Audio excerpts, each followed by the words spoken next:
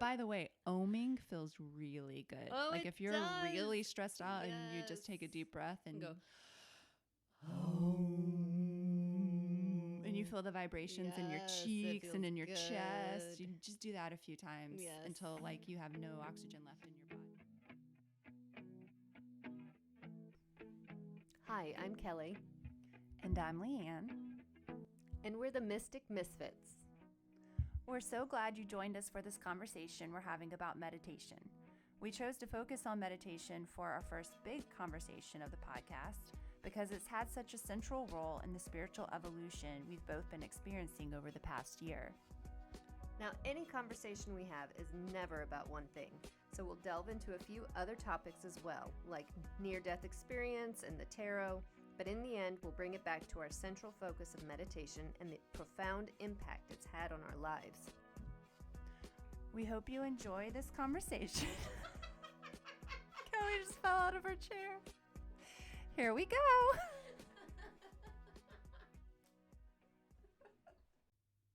Son of a bitch. Me. There it is. Me. I hear you. Okay. Perfect. Okay. Yep. Just had to tweak that a little again. So meditations, it's an interesting practice. You know, there's so many different things out there. But that really was my first step. And you've been meditating before you had this whole experience. Yes. I dabbled, but didn't have like a dedicated practice. Right. I still don't know that I could call it a dedicated practice. It's definitely more frequent and more intentional than it used to be. Mm-hmm. But I mean, you've had much more experience than I have in meditation. Well, and before the awakening, I'm using air quotes right now, I meditated, but it was never a specific type of meditation. But once I had my awakening and I was like, there's something really interesting happening to me.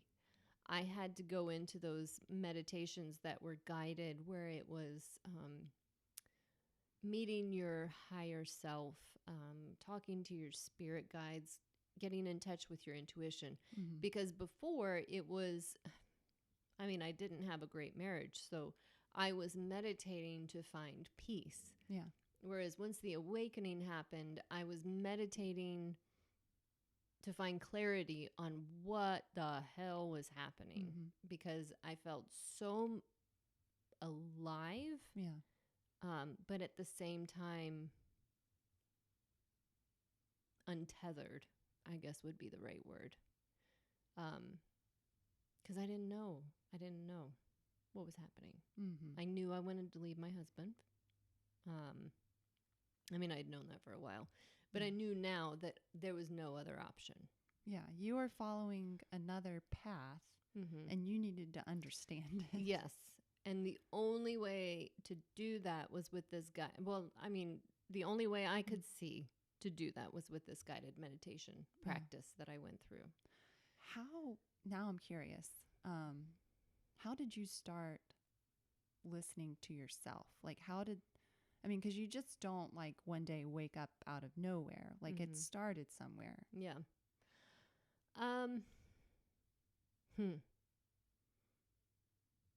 So, I had been pushing my inner voice, or let's say my higher self, down.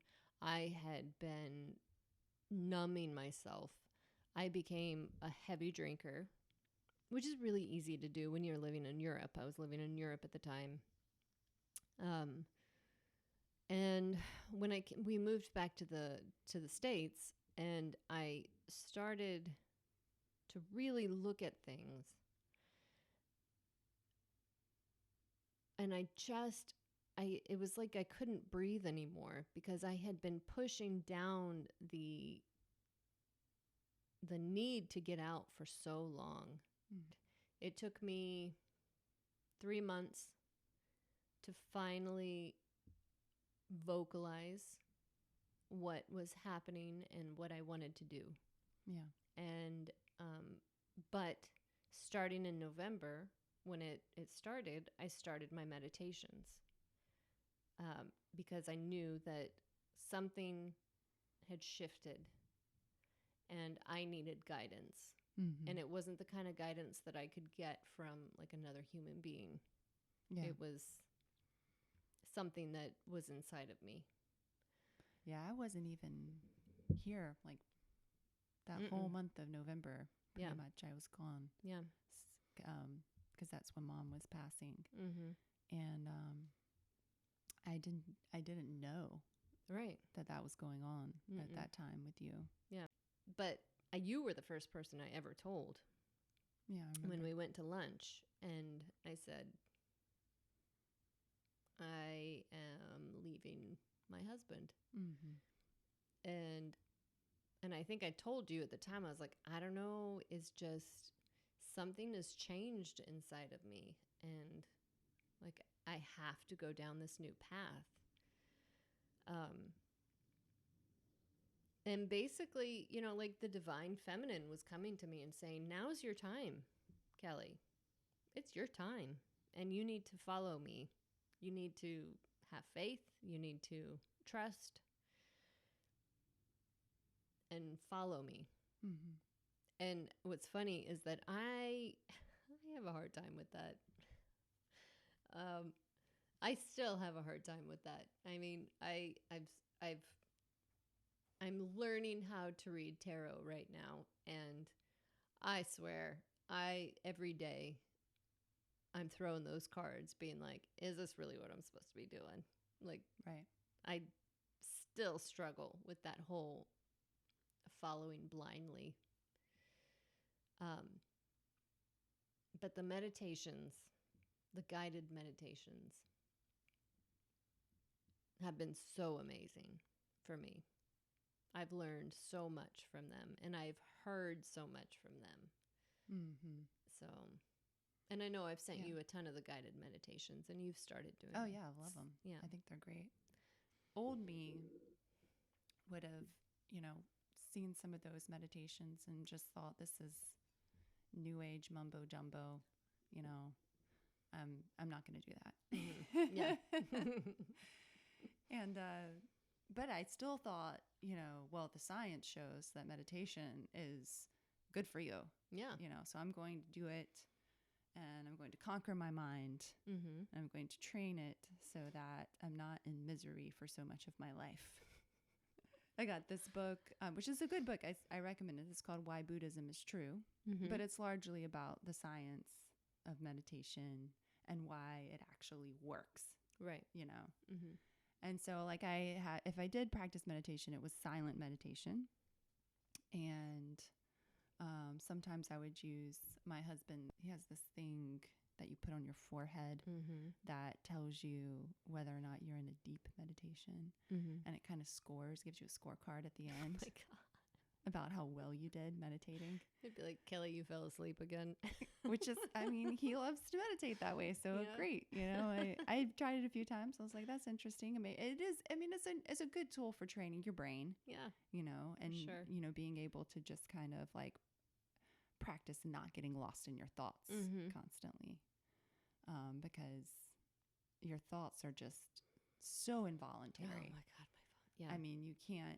You have to be able to separate yourself from them because they are not you. Mm-hmm. They are just one more process that your body does, like your heart beating. Yes.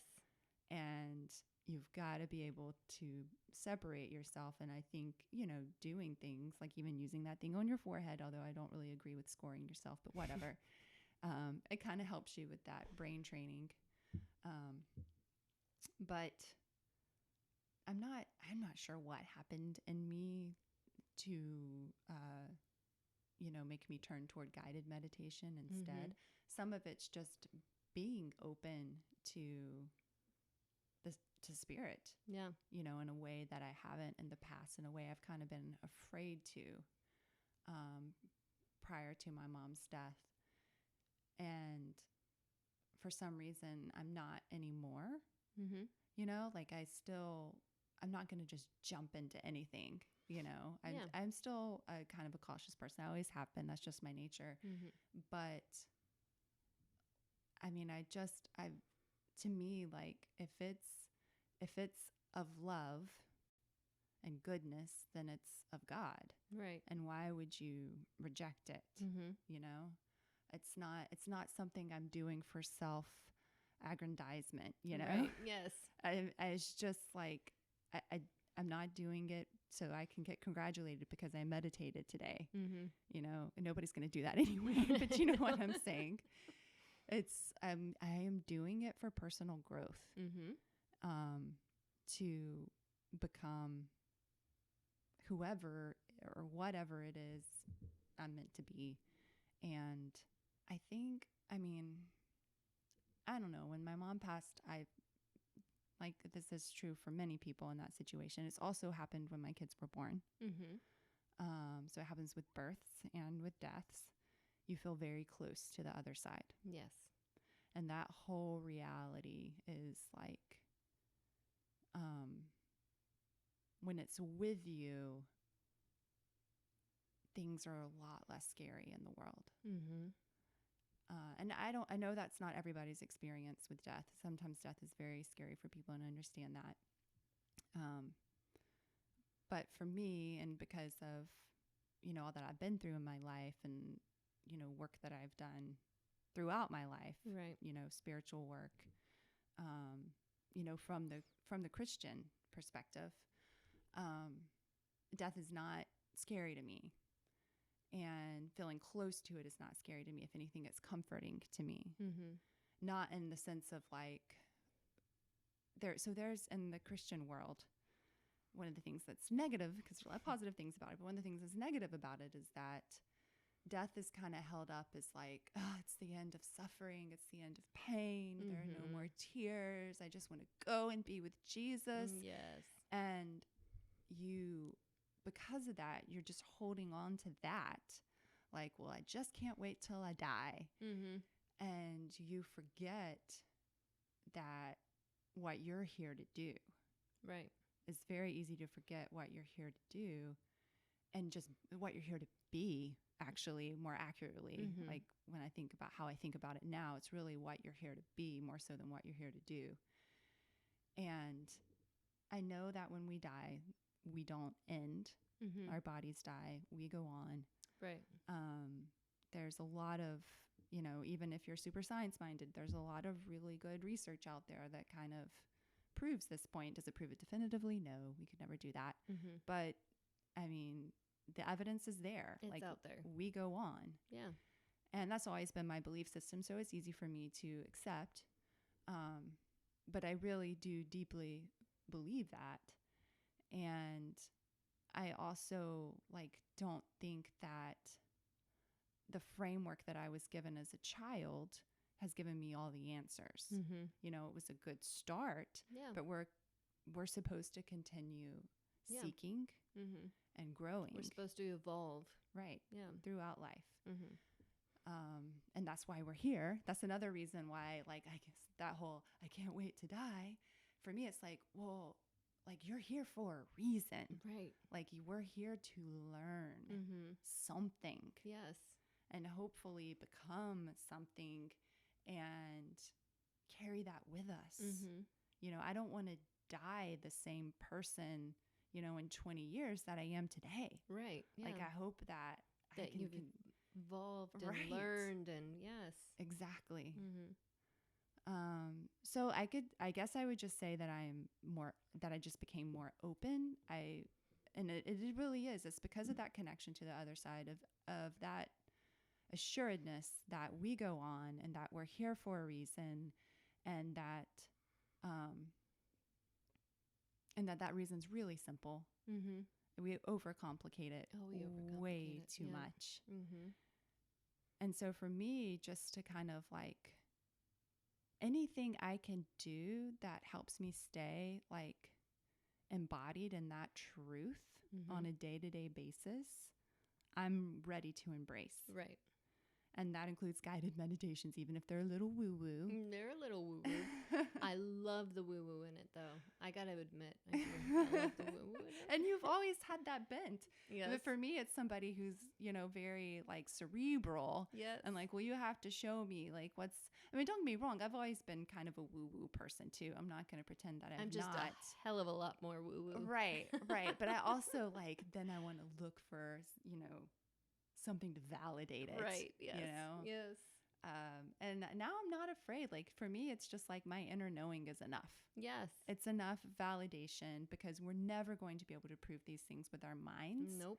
And understanding even just the limitations of our minds, but the lack of limitations when it comes to our consciousness. Yes. Something that we have such small understanding of if we're just using our minds is like all the reason in the world, just to jump in and, see what happens. What does it hurt to do a little woo-woo meditation? I mean, who knows? I have had so many crazy, lovely experiences doing these guided meditations. Yeah. And I know for a fact, like the meditations, okay, so I'm going to throw in a plug, and I don't know if I'm allowed to do this or not, but my favorite guided meditation person is from, I think it's called Rising Higher. Yeah. I'm pretty sure she's Australian. Mm-hmm. She puts out these great YouTube videos, and one of them is where basically you go to talk to your higher self. And the first time I did the meditation, like in my mind, when you're meditating, you're not supposed to start crying, right? Like you're supposed to be in a different headspace. Yeah. But the first time I went to go talk to my higher self, I cried. Oh, I cried like a baby. Yeah, I cried so hard. And because Kelly, how often do you listen to that voice? Do you I really know it listen had been to that voice? so long since I had listened to that. I mean, literally like 15 years of me going, nope, no. I'm fine. Right. I'm fine. So yeah, the first time, oh man, I cried. And I didn't get a whole lot out of the message because I was in a space where it was in a moment of my life where I was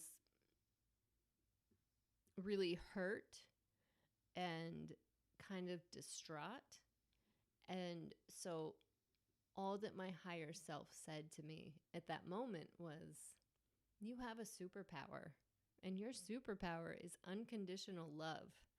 Amen. And I was just like, holy crap, that is my superpower.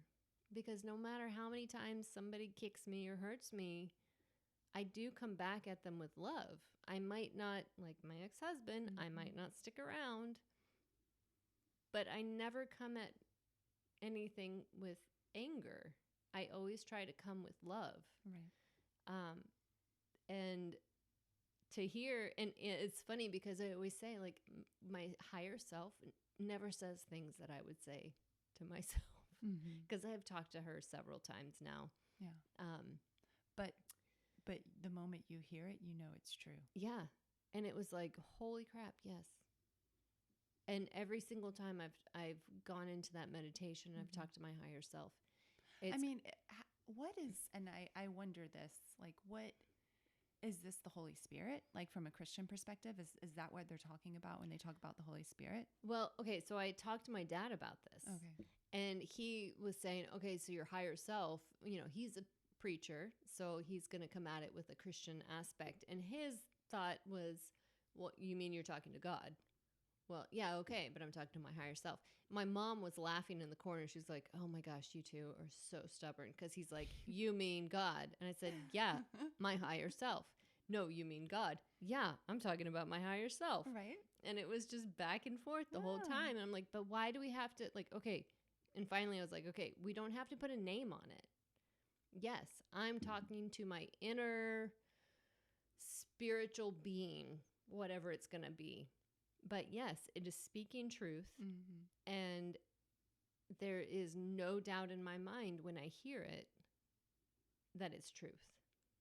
because it's not something I would have come up with on my own. Yeah.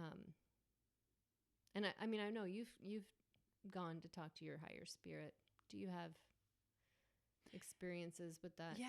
I mean, I find the distinction in the different meditations interesting because it'll be, you're going to talk to your spirit guide or you're going to talk to your inner self. And then I notice inner self and higher self is interchangeable. Yes. Or you're going to talk to your intuition. And I honestly don't know that there's any difference in any of these.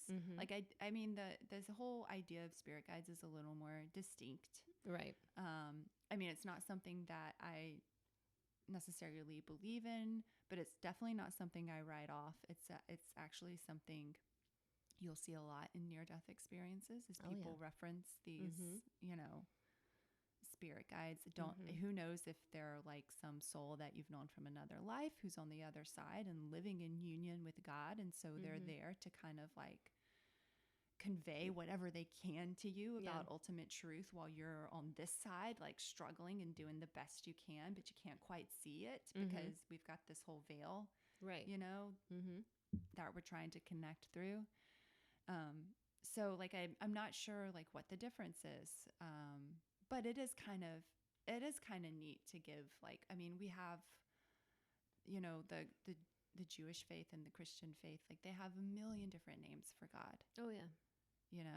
But they're still talking about the same source. Right. And so it is neat to think about God in all these different ways, to think about God as Father, to think about God as Mother, which is something that no one ever very important right now to both of us. Yes. So yeah, so maybe it is just a lot of different ways, different aspects of the same thing. Maybe they are distinct. I don't really know. Well, it's funny. Okay, so you said the higher self, intuition, and the spirit guide. And then when you think about the masculine version of that, it's God, the Father, the Son, and the Holy Spirit. Oh, interesting. Also 3. So it's almost like the feminine side of that is higher self. Which is the Son? It is you think of it just because it's like a trinity. Yeah. So higher self, intuition, spirit guide is the divine feminine side of it. Yeah. Although some people say their spirit gods are colorful shapes. Well, okay, so insects. And with spirit guides, and I think that has a lot to do with personality, but I'll tell you, I have felt my spirit guides. You felt feminine energy is what you're saying. I felt them around me. Okay. So I have, I am the experimental jump right in person. Leanne is not so much, but she's getting there. I'm getting her to that point. So I did this, I went to the shaman, amazing woman. And the first time I went to her, I just wanted to get to know her, see what was going on with her before I did the cord removal with her. And so the beginning, she calls in the spirits, my spirit guides, any ancestors that want to come in, and then her spirit guides. And I will tell you, the second she called them in, not only did I start crying, not weeping, but just tears rolling down my face, not like I was like sad. Yeah. And I could feel all around me love and warmth. It was the most amazing feeling because it was like literally I was just sitting there. And then she did this prayer. I was open to it. And as soon as she called them in, I could feel them there. Yeah. And I just cried because I could feel all the love that was coming from them. People, again, I love to reference near-death experiences. Yeah. But people who go to the other side, I mean, they come back and they say, your loved ones are with you. Yes. Like a lot more than you think. Yes. And I'll tell you, they are, because I felt that. Yeah. I mean, there was so much love in that room. It made me cry. Yeah. And I will say that I cry a lot more than this year, since my awakening, I have cried more than I have in the last 20 years, probably. Yeah. This was just such an overwhelming feeling of love that I couldn't help but cry. Mm-hmm. It was beautiful. Yeah. It was absolutely beautiful. So, but yeah, I mean, back to meditations. So you did the intuition meditation. That was the first, okay, so I've done some shorter form guided meditations. You know, like, again, I put all these like limitations on myself still, where, 2 kids, try to work from home when I can, my husband works from home, but he comes inside and his energy fills up the house. Their energy fills up the house. We have 100+ pound beast whose energy fills up the house. And it's hard for me to like carve out time for myself. So I put these time limitations. And so when I see a longer meditation, I'm like, oh, nope, skip that one, skip that one.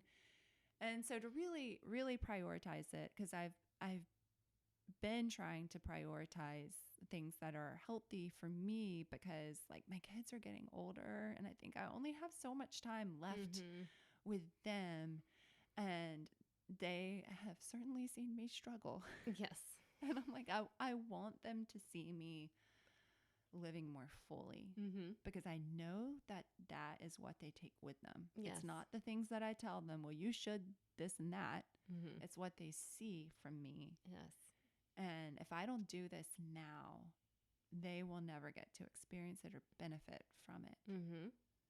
And so, like, I've just got to go for it. So I finally stopped putting those time limitations on the meditations. I was like, I'm going to do one of these longer form ones. And I think the intuition was the first. I know for the longer form ones, the intuition was the first one I did. And it was also the first one of those from that chick. Yeah.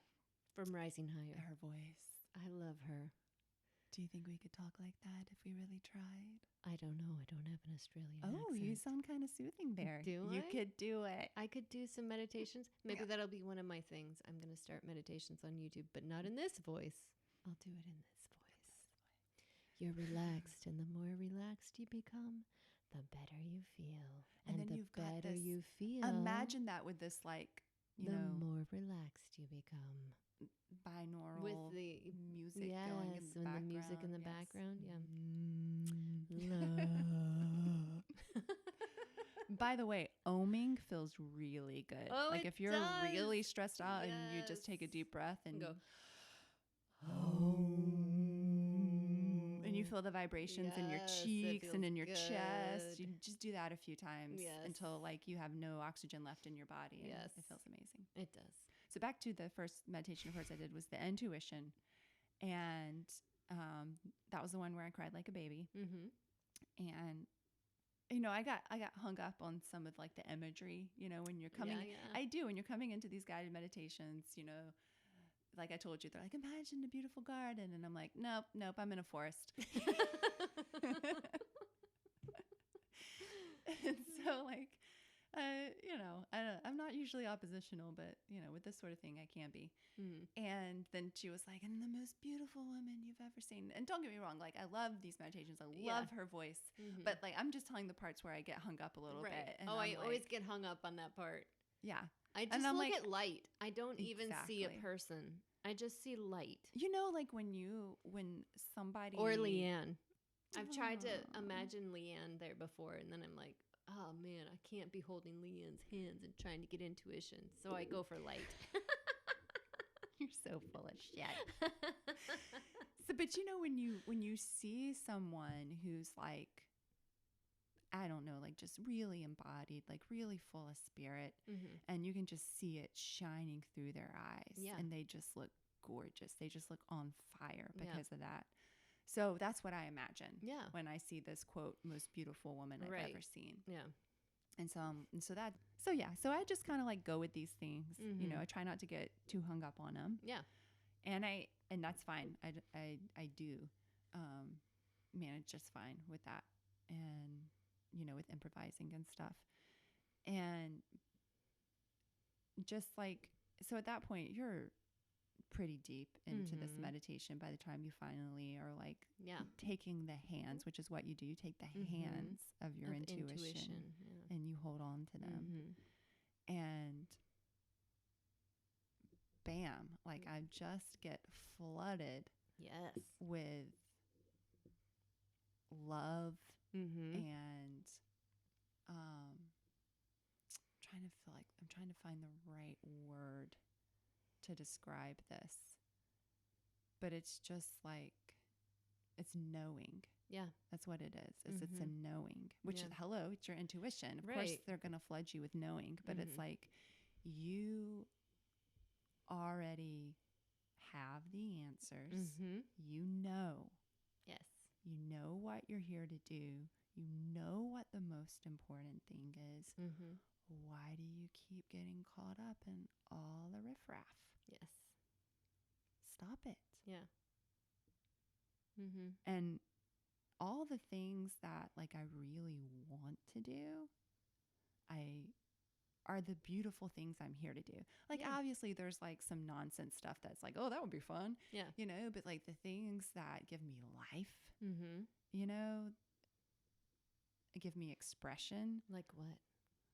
I mean, just like, it's really, I mean, it's relationships. Mm-hmm. It's just like showing people love and Yes. care. Yes.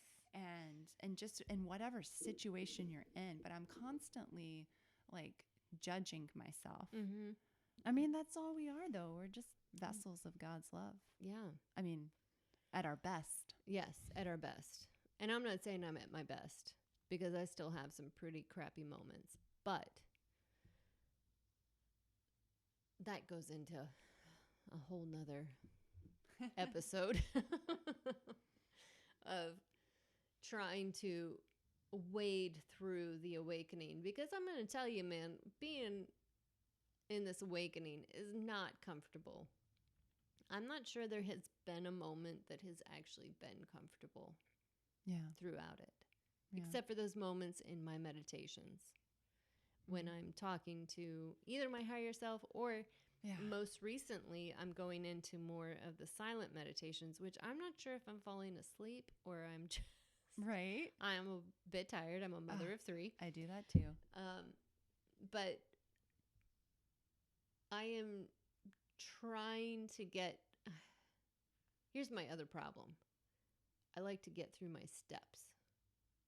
You know, they say like there's no timeline to recovery from a broken heart or this or that. And I am a woman of action when it comes to that. So I feel like sometimes I'm like pushing, like, okay, I've gotten past that. I've gotten past that. Now I'm going to do a meditation for that. Now I'm going to do a meditation for that. And I'm going to be out of this discomfort by the end of August. Exactly. And everything's going to be just fine by the end of August because my heart's not going to be broken anymore and I'm going to be happy and the kids are going to be happy and everything's going to be perfect because I'm doing the work. But in actuality, it has its own timeline. Yeah. And every time I feel like I'm getting to a point where I'm like, then the next day I'm like, So, yeah, it is not fun. And my shaman who went through the awakening as well in this fashion was like, it sucks. I'm not going to lie. It sucks. Yeah. So. I mean, I haven't had as many shitty days as you have this year. Yeah. I would say probably. I've definitely had some. And something that I've been taking comfort in, just a quote that I heard from, I think her name's Pema Chodron. Mm-hmm. And I'm probably not saying it exactly correctly, but I was just in this moment of just really searing pain. Mm-hmm. And I heard, this moment is your greatest teacher. Basically, there's no greater teacher than this present moment, the moment you're in right now. Mm-hmm. And then suddenly that pain just turned to joy for me because I was like, oh my God, that's why I'm here. I'm supposed to learn. Yes. This is teaching me something. Yes. And I mean, you're still going to be back in pain again, you know, but It's just, you just have to keep telling yourself, like, there's something here. There's purpose to this, and I'm going to learn it. Mm-hmm. And I'm going to feel it all. I'm going to let it pass right through me. Yep. Don't hold it. Which is a very difficult thing for me to do. Yeah. I think to not hold it. Yeah. I kind of sometimes. Well, for me, the hard thing for me to do was to hold it at all. Mm-hmm. It would which was your old hard thing. Yes. It's just to push it down, push it down, push it down. Mm-hmm. I don't feel that. I don't want to feel that right now. Yeah. And so for me to actually allow myself to feel it Mm-hmm. and feel really uncomfortable for a little while, but then let it pass through me because I'm not holding on to it. Yep. Because when you push it down, you don't know this, but you're holding on to it. Oh, yeah. When you push it down, Mm-hmm. that's you holding on to it. And then you're screwed because it's not going anywhere until you let yourself feel it. Mm-hmm. Well, and I think that there's a stumbling block once you start to feel it too, because I noticed you can almost get comfortable in that feeling of sadness. Like, oh, I'm sad or I'm heartbroken, and I'm just going to use that as a blanket, and I'm going to just part like of your identity, wrap myself in it and, feel it, because this is where I'm at, and it's more comfortable to be in that than it is to get past it to that unknown. And I was really afraid of being that. I was very conscious of the fact that there are so many people that I've known that have never gotten past that point where they're like, oh yeah, I'm going to wear this as my blanket. Life is just going to suck for me. Yeah. Like, I'm not going to be happy and nothing's going to work out for me. And it's just because they're afraid of that next step, the unknown of what could happen once they let go of all of that. Let go. Yeah. And I'll admit, I'm afraid of what happens when, I mean, I'm constantly letting go. I'm in a moment of transition. I'm in the first 6 months of a divorce. I mean, I'm in a major transition. But I'm always trying to let go to get to that next step. But at the same time, I'm like, holy shit, what is going to be in that next step? Which always makes me think of the tarot cards, the Fool, where it's usually a woman or a girl, is taking like a step off, and she has no idea what's over that cliff, but she's just stepping off in faith and like, I'm just going to let whatever happens happen. And it's so hard for people to do that. Yeah. I mean, you got to come to that. You got to come to that place though. Yeah. Because there is the fool who has no business just stepping off all the time. Right. But it's like there's a time in life, just like they say in the Bible, there is a season. There is a season. And there's a season for the fool. Yes. And if you are listening to you can't spirit, always be the fool. That's the thing. Yeah. If you're listening to spirit, then you're going to know when it's your time to step off. Yes. Yeah. And I've had many meditations and silent meditations.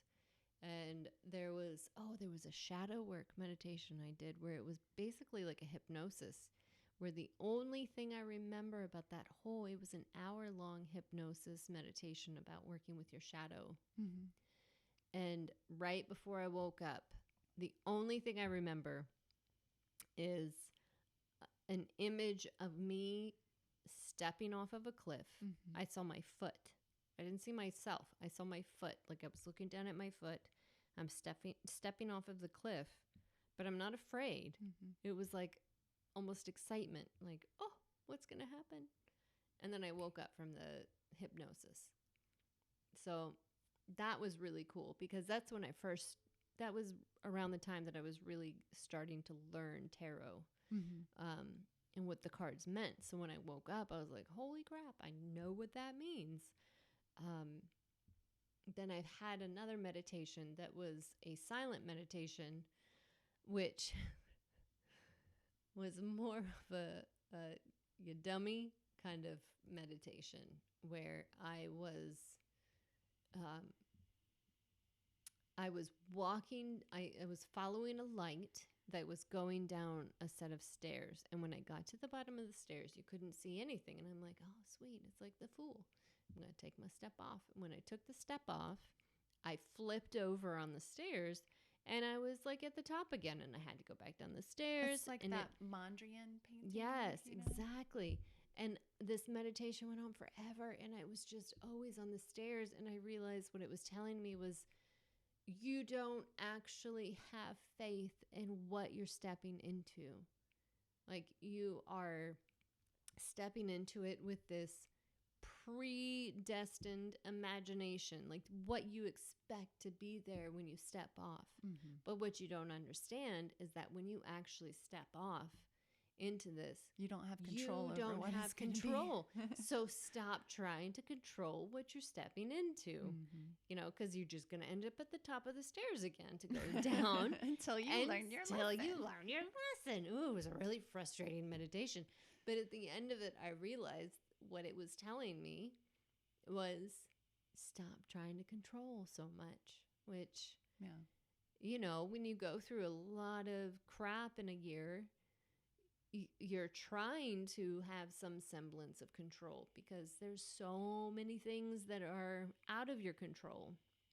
When you go through a divorce and you have children, and I didn't have a job and he lives in a different country, and you know, there's just so many different things, and I wanted to take that step off, but at the same time I was like, okay, so I'm going to take that step off, but this is what I want to be there when I step off. right. You know, so yeah, that meditation was really big.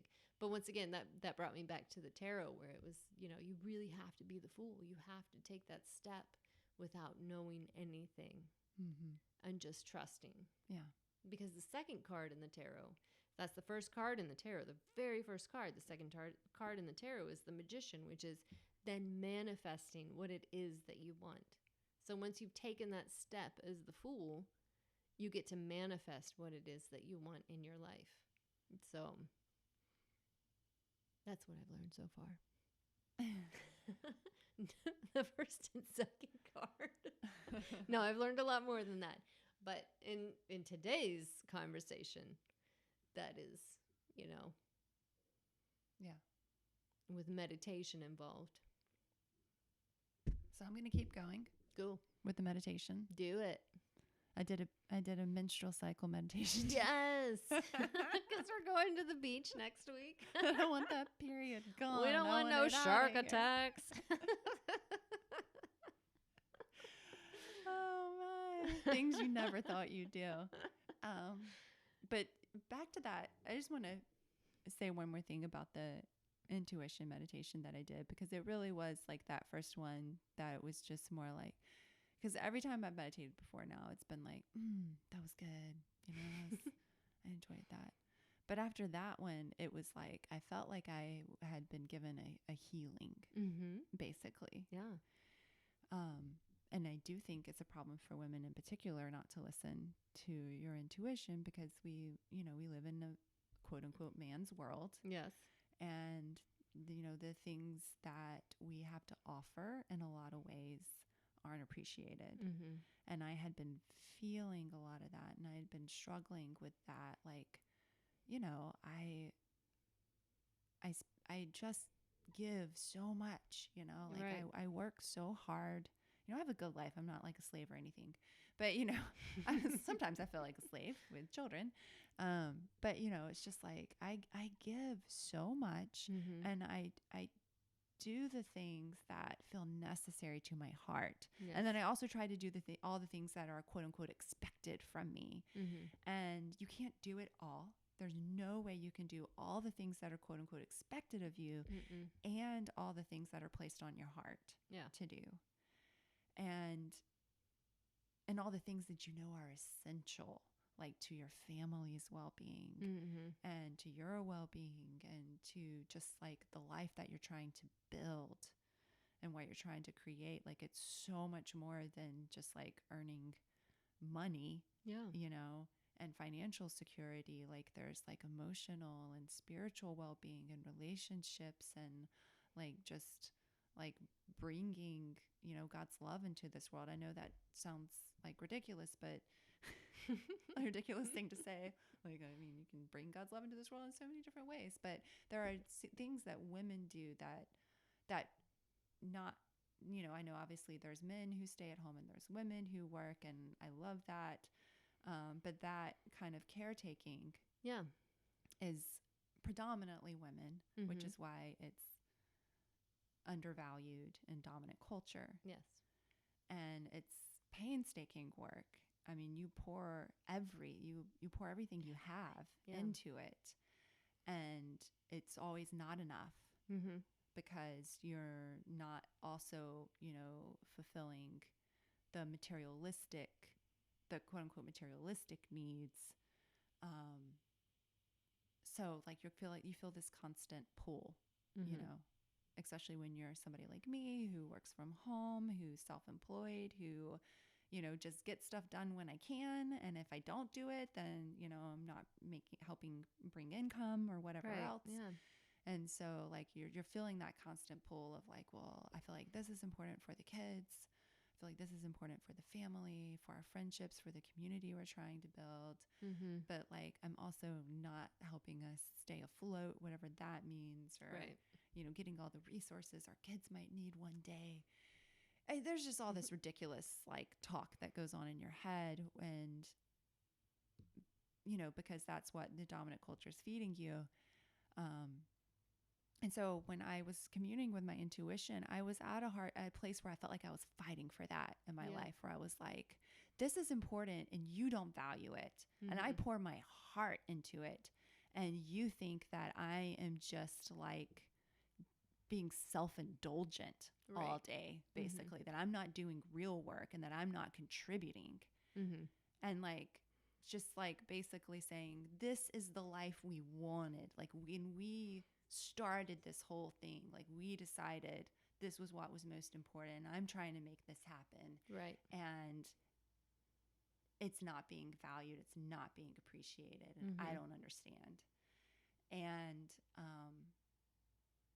when I was holding the hands of my intuition, she gently told me, you don't appreciate it. You don't value it. You're constantly questioning if this is what really matters or not. And that's why I cried like a baby for like 10 minutes straight, just sobbed, like laying on the carpet in my bedroom. And once I got all that out, like I just got off my butt and I cleaned the house top to bottom. And just did all sorts of like things that had been nagging at me that I just wanted to get done. But I was like, that doesn't make money, so I can't do that. Or whatever. I was just like, nope, I am doing that today. Because it's important. So basically my intuition was once again connecting us to the divine feminine and saying, this is really important. You need to value it. And obviously men need to do that work too. They need to connect to the divine feminine. They need to express that. Women need to connect to the masculine. I need to feel free to create and to use my mind and to, use my power. Like, but there's got to be a balance. We just give so much value to the one side of the equation, and we're just so off balance. Yeah, I agree. Now, I have done a few times. I've gone to my intuition, and I'm not going to say that like anyone listening that's like, oh well, I'm going to go do this meditation now. I mean, I've failed at the meditations wholeheartedly, where I go in, I'm like, I'm ready. And then I hold the hands of the intuition and I get diddly squat because I am not actually ready. Because, you have a lot of things that happen throughout the day, and you can't always expect that you're going to be in that mindset, that you're going to be as open as you want to be, or that you're, it's not going to be like, it's not like magic, There's one reason it's called a practice. practice. Yes, it is a practice. Because you have to practice at it. I know that with my intuition, like I don't get words from her. I get images when I do my intuition. And I've gotten some really beautiful images from her. But there was the last time I went to go visit intuition, I guess what people would call a download, because when I held her hands, the images that passed through me were so fast. I couldn't actually hold on to any of the images. It was like 1,000 different images that went through me in that 10 minutes that, you have the silence. At one point I remember thinking, like, my subconscious kicked in for a second. It was like, where the hell am I and what is happening? And then I was like, no, I'm talking to intuition right now. And like the images were like, bum, bum, bum, bum, bum, bum, bum, bum, bum. And I don't know what all of them are at this point. I know that after that, I have had dreams where when I wake up, I'm like, holy crap, that was from that intuition meditation I did. Because that, like, I don't know, it was like a screenshot all of a sudden that I could visualize. I'm like, oh yeah, that was from that. So I can't say that I even know what happened with that. I had a download is all I can say. Right. And that sounds crazy, but like I had a download. How did you feel afterwards? I felt like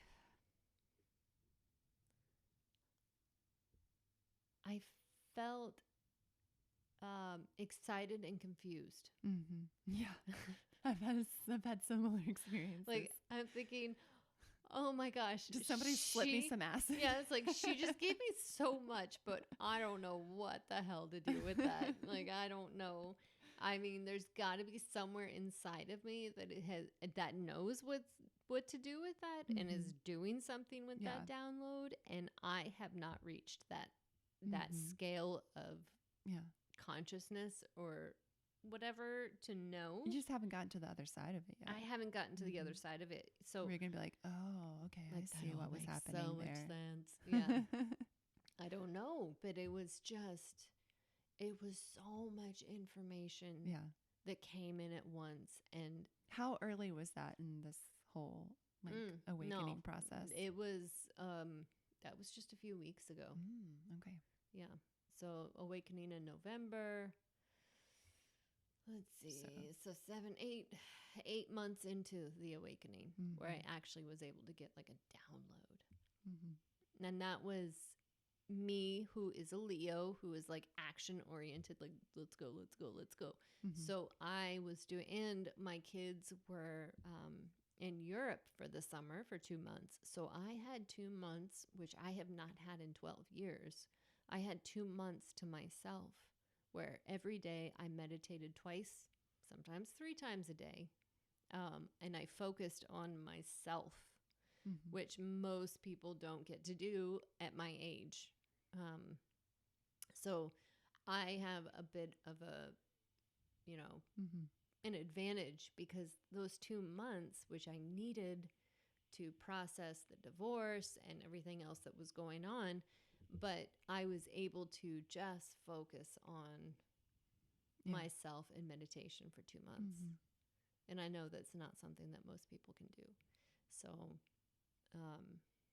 my kids are back now. But you're still going to carve out that time. I'm trying. You've been doing it. Oh my gosh, I'm trying. And you're going to keep doing it. Yes. So I tried to meditate Just yesterday. put their little faces in front of an iPad. Oh my gosh. Yeah, so I decided to meditate. I hadn't meditated all day yesterday, and I was so looking forward to meditating. Oh my gosh, I couldn't wait for it. And my youngest, who's 7, was like, you promised you'd let me sleep with you. And it's like, okay, fine. You can sleep with me tonight. No biggie. So he fell asleep. I'm like, now I'm going to do my meditation. And last night I was going to do a shadow work meditation, which is where you kind of do like the hypnosis. And so you weren't going to do anything relaxing. You were going to I was ready because I work. had the cord removal, and I wanted to do a little bit of work because I was feeling emotional. Starting my period, didn't realize that at the time. So I started that, and a thunderstorm rolled in, and my dog, who's terrified of thunderstorms, um, disturbed that meditation 20 minutes into it. And so, and I was kind of like, and maybe that's part of my problem today, but like I was halfway through that meditation, and I don't know what was happening in it because it's more of a hypnosis type thing, but I was definitely brought out of it. So then I decided, okay, I'm going to try to meditate again, but this time I'm just going to go hang out with my higher self because I can't do anything heavy right now after that. And I started that meditation, and then the thunderstorm, of course, continued and got worse, and my dog jumped on top of me halfway through that meditation. And I had just You're just in it. gotten to the point where like I was like, hey, to my higher self. And my dog jumped Let's on spend me. some time. I was like, I'm so excited to see you. Oh shit, my dog. And it was like done. And so I didn't get to actually meditate yesterday. And today I'm like, ugh, I can feel it. And so I'm hoping tonight I can meditate before I go to bed. You know, but people who like have really been doing this for a long time, they will say that it's like what you bring into moments like that, that's even like more important than the meditation itself. It's like bringing this awareness that you possess. Yeah. Like you don't have to be in a deep meditation to access it. Yeah. Like that's a good reminder that helps you develop that muscle and build it up. Yes. But you have access like at any point. Yeah. You can always turn and God's there, or Yeah. whatever your conception is, of your higher power. For me, it's like I turn to Jesus. Oh, she turned to Jesus. I turn to spirit. Yeah. And and the divine feminine, and there's so many faces of God, but I came to know God through Jesus Christ, our Lord and Savior. Amen. Amen, sister. But yeah, it's the whole practice of just like bringing it into every moment of every day, the washing the dishes and just like practicing that divine presence. Like when you're making dinner and yes, divine presence and divine gratitude. Like that's my big thing. When I can turn everything into gratitude, man, it makes everything feel so much better.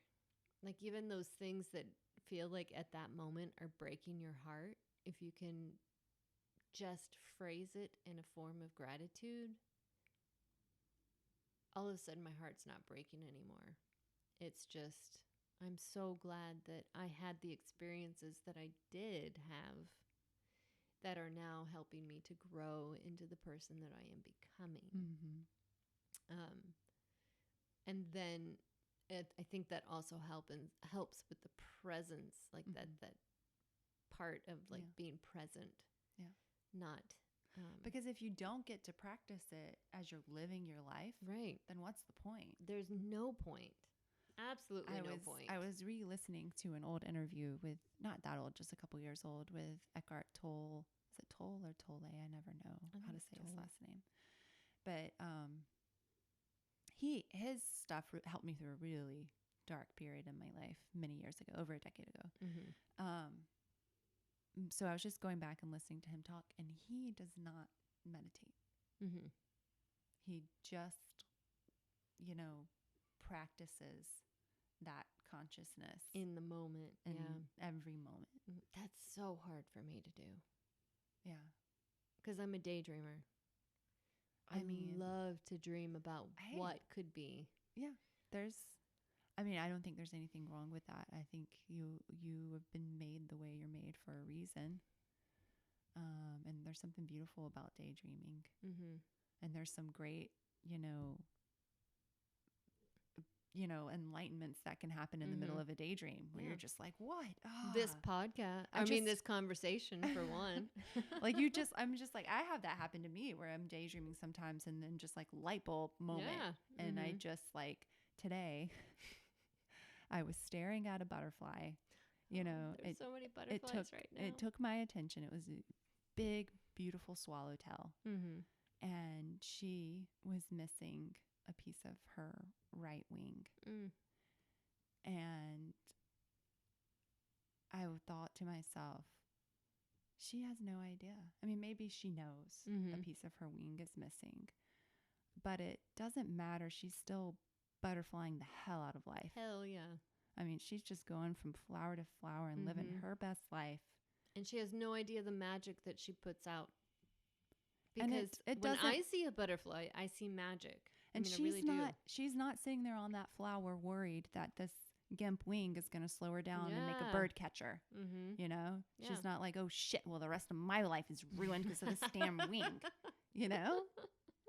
But that's me. Yeah. Like, I'm like, I've got a lot of like stomach problems right Yes. now. And it's just like, I feel like I'm always bloated and I got this ball in my stomach and Leanne is so beautiful. And I can't digest and any just food and bleh.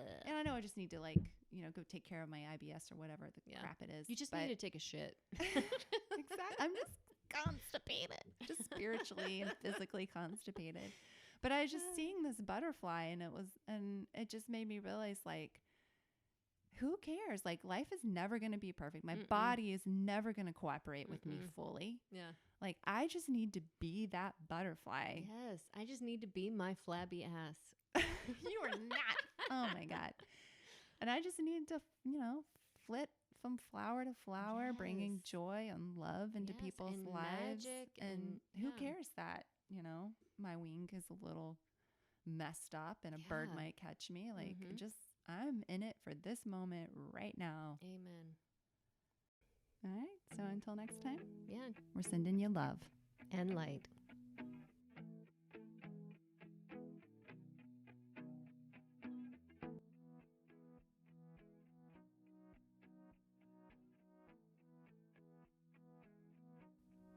Do you ever feel like the trees were talking to you? Do you ever just want to give them a big hug? Do you thank the flowers for being so beautiful every day? Do you relate to butterflies on a soul level?